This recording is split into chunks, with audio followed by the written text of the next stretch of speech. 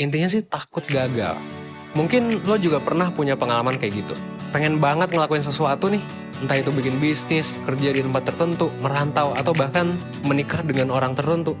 Tapi ngerasa kayak, aduh banyak banget hambatan dan keraguannya. Mungkin ya, ini terjadi karena nggak di-support keluarga, takut gagal, pernah dibully atau direndahin. Atau bisa jadi kayak gue gitu, sesimpel ya takut aja dijudge sama orang. Atau takut karya kita itu nggak pernah bisa jadi karya yang bagus. Sampai akhirnya kadang banyak dari kita yang milih untuk nggak ngelakuin apa-apa. Nunda-nunda terus. Gue pun kayak gitu. Entah berapa bulan dulu gue nunda untuk bikin blog. Selain itu juga banyak juga sih hal yang gue pengen lakuin tapi nggak jadi gue lakuin. Ya udah gitu, stay aja di zona nyaman, stay dengan yang dimiliki sekarang.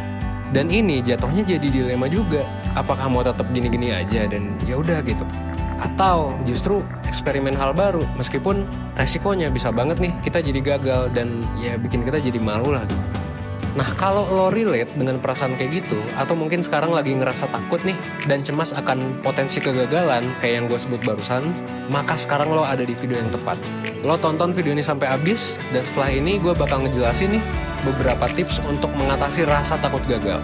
Tapi sebelumnya, jangan lupa like dan subscribe channel 1% supaya lo gak ketinggalan video-video selanjutnya dari 1%.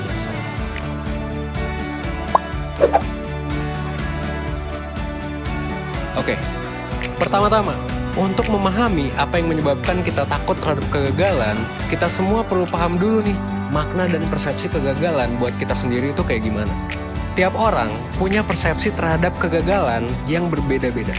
Kegagalan itu bisa jadi kita anggap sebagai sesuatu yang negatif, yang bikin kita jadi gak semangat lagi buat menjalani hidup. Atau mungkin sebaliknya, kegagalan itu bisa jadi positif juga, karena mungkin dianggap sebagai sebuah pengalaman belajar yang sangat berharga. Nah, kalau kita takut gagal, sebenarnya ya gak ada yang salah sih dengan itu. Selama kita bisa tetap fokus dan ngelakuin apa yang mau kita lakuin. Yang jadi masalah adalah ketika persepsi lo kepada kegagalan itu negatif. Dan ini bikin lo takut banget sama kegagalan. Yang akhirnya bikin lo takut juga untuk mencoba sesuatu yang baru. Nah ini jadi masalah. Kenapa? Karena kalau lo sama sekali gak mencoba, maka kemungkinan besar ya lo gak bakal kemana-mana gitu. Terus gimana nih biar lo bisa menghadapi rasa takut akan kegagalan? Hal pertama yang bisa lo lakuin adalah satu, refleksi diri.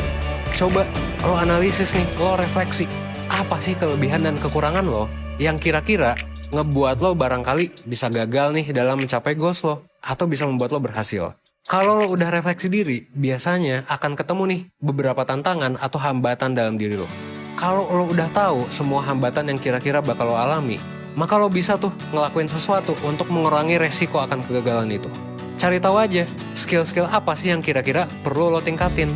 Kalau misalnya lo kedepannya mau bikin bisnis nih, bisa jadi nih setelah refleksi diri, lo belum tahu cara marketing. Maka ya belajarlah tentang marketing.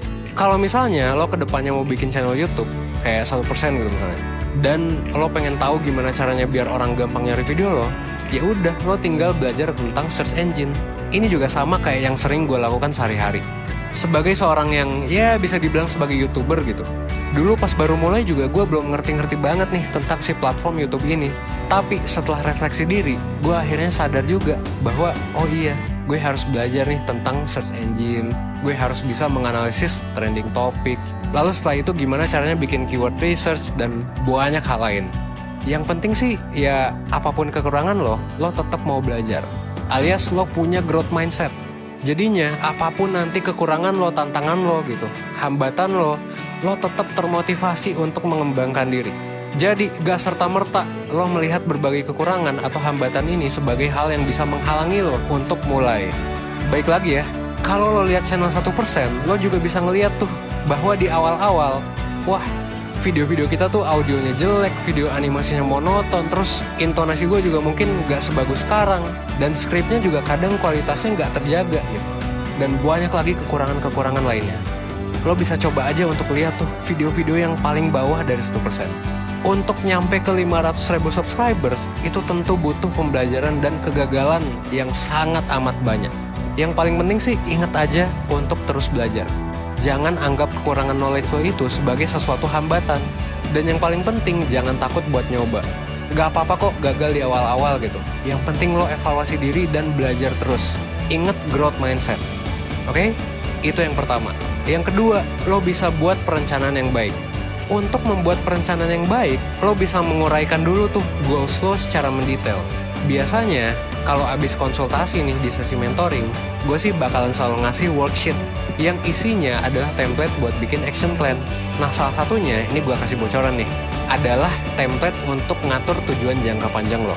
Dalam 10 tahun, emang lo mau ada di posisi apa sih gitu? Terus gimana caranya mencapai itu? Apa yang perlu kita lakukan dalam waktu 5 tahun ke depan, 1 tahun ke depan, sampai ke apa yang perlu kita lakukan besok? Nah, ini planning yang penting. Supaya planningnya bener, lo bisa bikin smart goals. Bikin tujuan yang smart, specific, measurable, achievable, relevant, time-based. Lo bisa cari tuh pembahasan tentang SMART di